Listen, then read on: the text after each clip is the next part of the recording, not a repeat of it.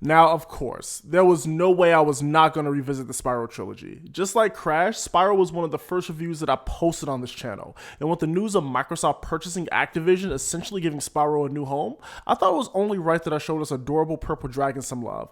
Welcome to episode 4 of The Revisit, and let's get into it.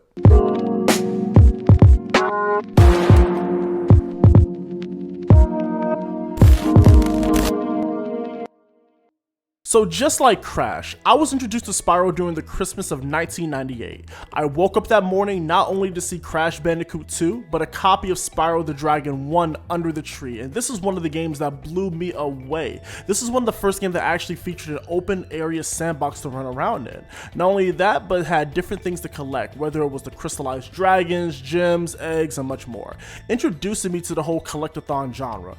That's right, my first taste of a 3D platformer variant was through Spyro the Dragon. Now, of course, with my time with the PlayStation, I will go on to play each of the sequels, with the third game being the last game that I got to experience Spyro in. Now, I know there were games after the initial Insomniac trilogy, and of course the whole Skylanders run, but I never had any experience with those titles, so I can't really speak on them. Fast forward to 2017 and the Crash Insane Trilogy is released on PlayStation 4. So of course, people immediately had their minds on Spyro getting the same treatment.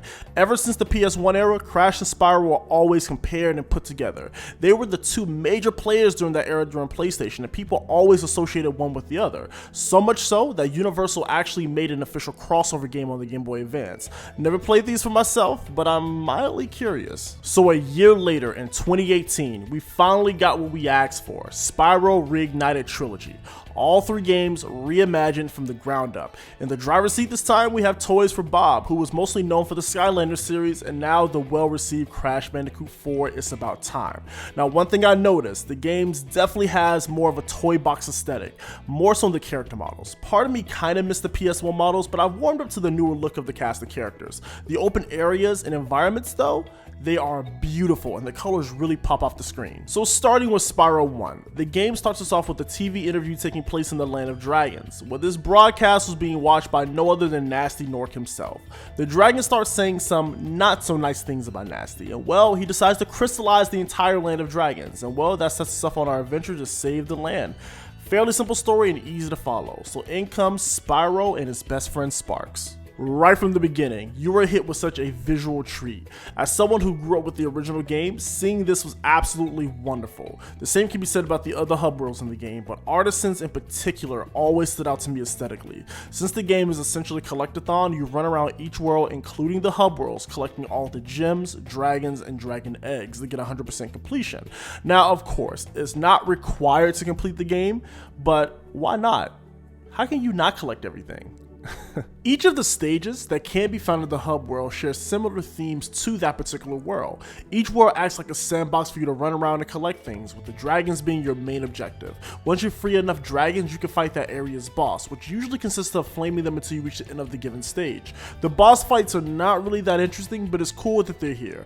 The real highlight for me are the actual stages. Even the final boss, Nasty Nork himself, all you really do is chase him around, which is pretty similar to what you do when you're obtaining dragon eggs. Spyro has two main forms of defending himself. He can use his iconic flame, or he can charge his enemies. In Spyro 1, I found myself charging more than anything, unless the enemy is too big to charge. It just helps me move through the stage a lot quicker, you know? In terms of health, well, that's where the homie Sparks comes in. He is an indicator for Spyro's health. He can also pick up and point to nearby gems, so that's also pretty helpful if you're going for that 100%. Oh, how can I forget, when you're not charging, flaming, and collecting, you are flying in these flight-based levels, which I love.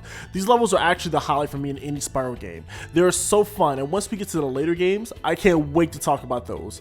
Overall, Spyro 1 is a fun time. It was the game that introduced me to the open area 3D platformer collectathon, and holds up pretty well today. Not a game I really go back to much now, but it's still a great time and I highly recommend it. Now, Spyro The Dragon 2. Let me say this now, Spyro 2 is one of my favorite games of all time. Just like Crash 2, the second game was the one that defined Spyro for me. Not only did they improve on everything they established in Spyro 1, but they knocked it out of the park. When I was preparing to do this video, Spyro 2 was the game I was most excited to revisit. Man, why do I hold Spyro 2 in such high regard? Well, let's get into it. So the story is pretty much this. There's this villain named Ripto, who I guess is some sort of dinosaur creature. But anyway, he is terrorizing the land of Avalar, but he is afraid of dragons. So while Spyro and Sparks is planning a much needed vacation, they get rerouted to the world of Avalar to help these new cast of characters deal with the issue of Ripto. Now the story itself is fine and all, but what really stood out to me was the cast of characters this game has. Elora, Hunter, the Professor, they all have their memorable moments and they're lovable. Ripto, Crush, and Gulp, well, I will say Ripto is probably my favorite villain in the trilogy, but his henchmen, Crush and Gulp, are not that memorable outside their respective boss fights, just saying. So one thing I love about Spyro 2, each world is not just about collecting gems and such. This time, each world has their own sub-stories. Now most of the time, all you have to do is reach the end of the stage and receive that world's collectible, but it is nice to see how each of the worlds you visit has their own unique problems and has challenges based on those issues. Talismans are your main collectible that you need to progress, but you also need to collect gems, well, because of this guy here, Moneybags. Moneybags is one of the most annoying characters to ever grace a platform. This dude will nickel and dime you throughout the entire game. Oh, you want to cross this bridge? Gems. You want to bypass these sharks? Gems. You want to know how to swim and climb? Gems. It's annoying, but I will say the game makes up for this tenfold near the end of the game, but I won't spoil that for you. You have to play it. Control wise, Spyro controls the same as he did in Spyro 1, but he does have some new moves to play around with, one being the hover. So when you glide and can't quite make that platform, the hover will give you that extra height you need to make it. You also have swimming, climbing, and a head bash, which you will need to complete certain challenges for backtracking and progression, which brings us to another collectible in this game. Orbs. Just like gems and talismans, you need orbs to reach certain parts of the game. You get orbs by exploring the hub worlds and completing challenges at individual levels. Now Spyro 2 has backtracking. That's right, if you want to 100% Spyro 2, which I do recommend, you do have to come back to certain worlds after you obtain certain abilities. Now in the Reignited Trilogy, you can just easily fast travel right from the start menu, which makes backtracking less annoying than the original game. I love this addition. Now my favorite aspect of Spyro, the flight or speedway levels, make a return, and they also expanded these by having additional challenges within the levels themselves. Now they are kind of hidden, so you have to look around to find the NPC to activate the challenges, but they're fun. The challenges the game itself have you do is pretty diverse, anything from lighting lamps, dropping monkeys in a barrel, and also stopping these dinosaurs from eating the villagers, which is annoying, but it's fun. So yeah.